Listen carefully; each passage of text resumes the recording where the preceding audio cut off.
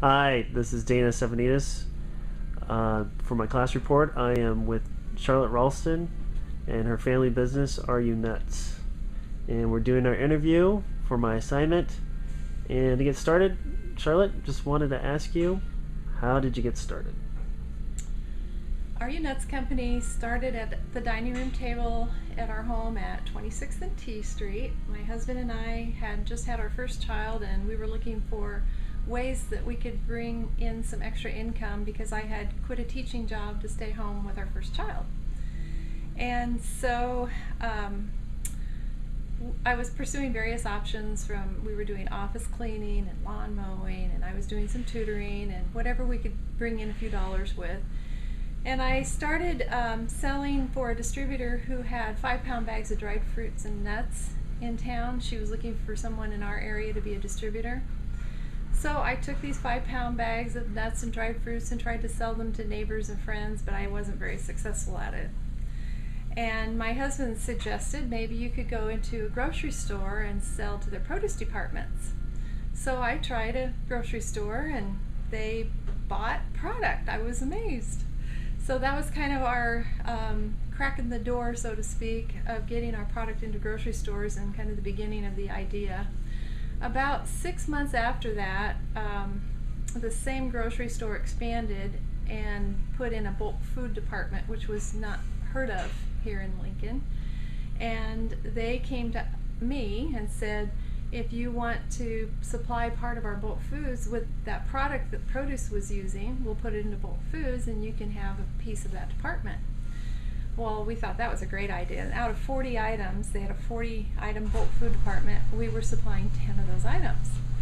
Then the same company expanded into a new store, and they put a full-blown bulk food department in. And they, again, told us if you're competitive or have items our warehouse doesn't carry, you can have a chance, a bid at some of those items in the department. And we expanded again to about, 40 items in the department. And I just kept researching ways to bring in products that were new and innovative. I don't know if you remember the tear jerkers. They were a bubble gum you put in your mouth and literally make you almost cry with how sour they were. That was a really big hit for a while, and then it went away. But it was things like that, and inch by inch we just kind of expanded our line one product at a time as I could do the research and either be cost effective in my buying or have something that really nobody else had. And as we followed that trend of bulk foods, we grew with a company that expanded in that direction, and it kind of became our business. And as we carried a variety of products, that meant we needed more space for inventory, and this started in our dining room, went to our back porch, then we bought another house in a different neighborhood that had a basement, and we moved in a play shed in the back, put some product in there. Then we outgrew that. We were going to build a garage, and we thought, no, we won't do that. We moved again, and we had a double garage, so that became our inventory. And then we started renting mini storages after that. And our first office away from the house, because this was a home business all this time, was in this mini storage. So I hired an office manager because I wanted to still be home. And the office manager did our buying and met the trucks and did the unloading and deliveries, all the things I had been doing, although I continued to participate in many ways in the business. And so that mini storage, again, was a picture of expansion. We were in a building where you could knock out one wall, then another, and we expanded there until we kind of outgrew that spot too. And then we built a warehouse that we have now at 1st and South Street, and we have since added on, and hopefully we aren't going to have to expand too much. We've projected pretty well for the future, I think, now. But that's kind of the story of how we got where we are today. And why did you choose the name of the company? Because we were having fun.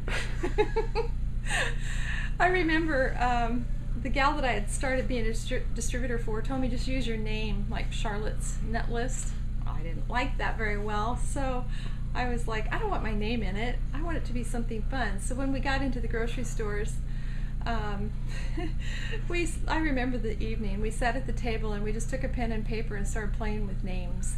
We even went through the yellow pages and looked what other people were doing for names. And we thought, well, maybe we could tie our name into it with the letters. So we played around with the letters, the initials of my name and my husband's name. Finally, we ended up with Are You Nuts? And we thought that was kind of cute. And it's R for Ralston, U for Unlimited, Nuts Company. So it has real meaning. Very nice. And it's a question, not an accusation. And so just the progression of your company brought you into the coffee roasting. How did that all come about? In '96, my husband decided to quit his full-time job and come work for the company.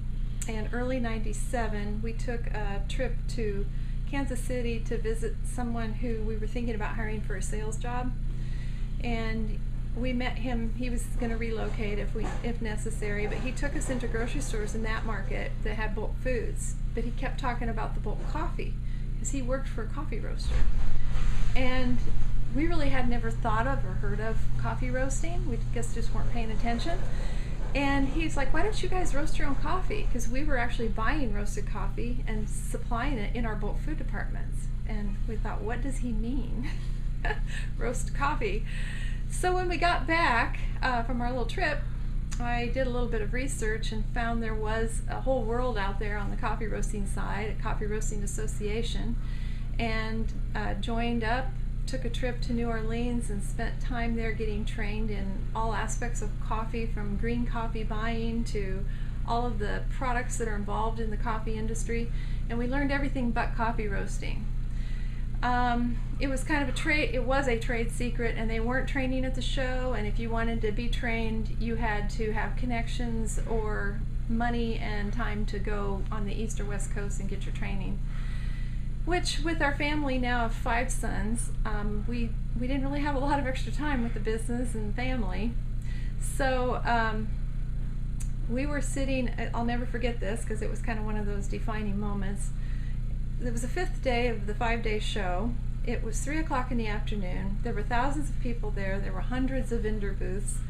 We came and sat at the booth with our coffee broker, who we had picked to get our green coffee from. And he introduced us to someone from Iowa who he said we should meet. So we sat and talked, and we found out that this young lady was a coffee roaster in Iowa. She worked for a company, and she offered to come and train us how to roast coffee.